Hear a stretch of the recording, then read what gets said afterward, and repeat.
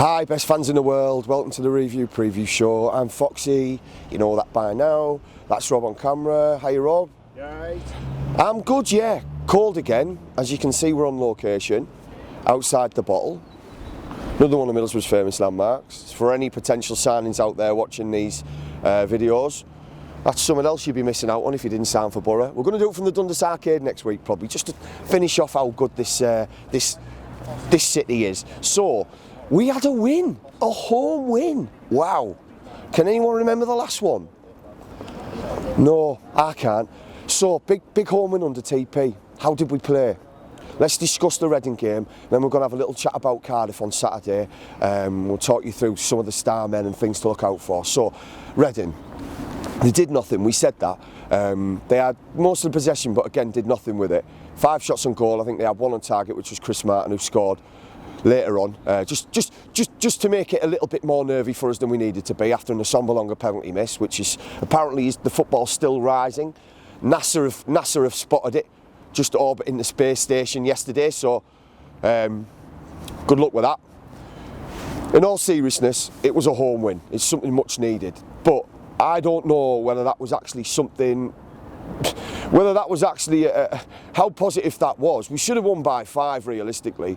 They're probably the worst team I've seen at the Riverside this season, apart from Birmingham. Again, we just scraped a result against them. So, we had quite a lot of shots on goal, 14 shots, 10 with open play, 4 set pieces, obviously a penalty in that.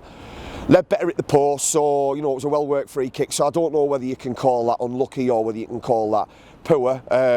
But like I say, we've had plenty of chances from open play, and what we did do on Saturday is we were a little bit more direct. Not that that's anything surprising. Every time we had possession of the ball, we were quick to turn over and shoot. Again, like I say, you know, a win's a win, but it could have been 5. Traore, as we all know about, we've talked about quite a lot on this show, was the man again. 2 goals in a game, he hasn't done that. He hasn't done that for anyone, anytime. So, he's improving every week, and it looks as if the rest of us aren't. The back four's unit, but there seems to be a bit of a void now between what Traore is doing, his thinking, the way he's playing, and everybody else who's up there supposedly supporting him and supposed to be chipping in with goals. A couple of worrying things for me. We've got rid of a few people that, for me, were really chipping in. Braithwaite, 5 goals. Christie had 4 assists. He's the second highest assist this season, behind Downing with 5. I mean, Downing's got 5 and he's played the majority of the season. You know, how are we replacing these people? How are we getting this extra bit of firepower? Where's the other goals coming from? But like I said, we have talked about this before with Traore, and where do we think the firepower's coming from? Where do we think the creativity's coming from? I'd maybe get an Etch-a-Sketch on board. Play an Etch-a-Sketch number 10. You get a lot of creativity with an Etch-a-Sketch, both fingers. But in all seriousness, we dominated them. We thought we would. It was all really down the left. Again, that's not surprising because that's where the main man plays. As I've just mentioned, no one else is really chipping in. Howson, to be fair, had a good game on Saturday, 8 out of 10. He was very productive, he was always forward thinking, direct with his passing and always looking to take somebody on. I like him in that role. It'd be nice to see him maybe stay in that role, maybe play with a 4 there so that he's released in the middle a little bit more, sat next to Ledbetter, because I think that would really benefit him.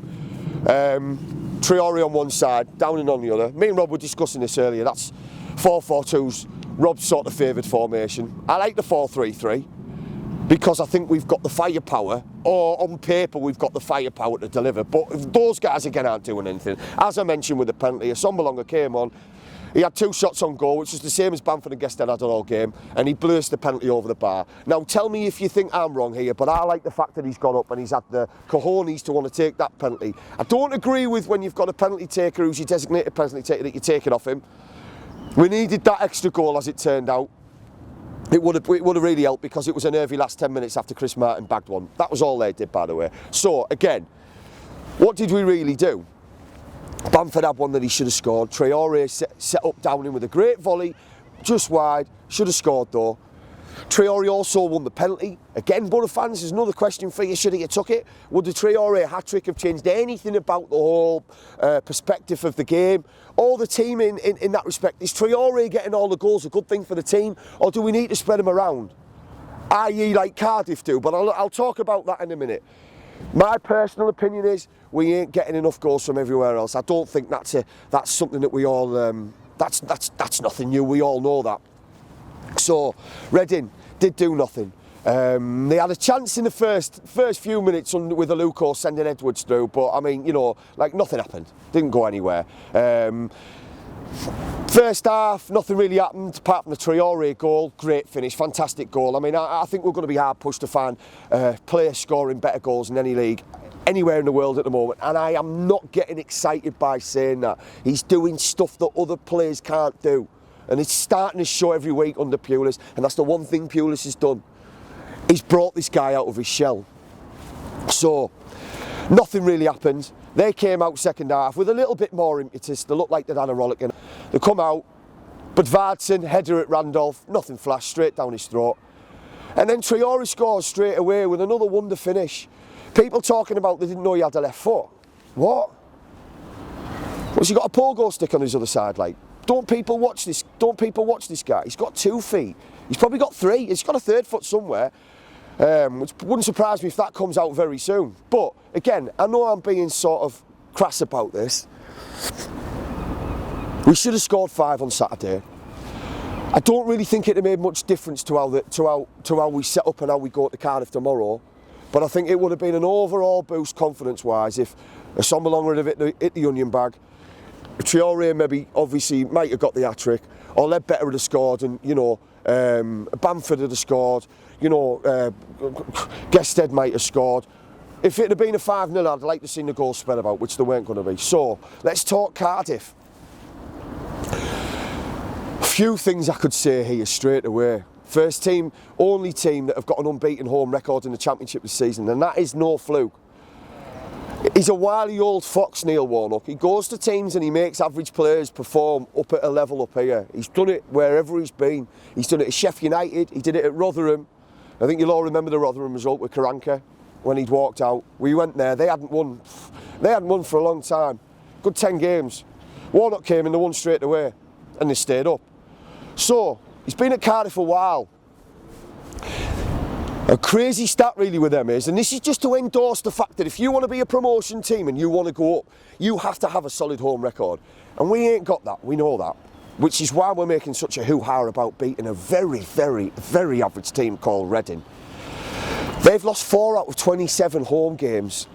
27 of their home games, they've only lost 4 under Warnock, which is immense. Like I say, they haven't been beaten at home this season. A lot of their fans are looking at this game as their biggest game of the season. When I've been speaking to Cardiff fans this week and looking and reading blogs and things like that, they're all alluding to this to be a real big game. This is their season turner. They think that if they turn us over on Saturday, that they're putting that gap between everybody else and they're looking for that top 2 position, definitely cementing the playoff position. Again, last week we talked about it, and we talked about it before Norwich. Was the season over? Again, being here outside the bottle, you know, that's something that we haven't had a lot of this season, I don't think. So, you know, can we go there and get a result? We have actually got a good sort of record against them away. But again, I don't think that matters because I think we are such a stumbling team this season. We win, lose, draw, win, lose, draw.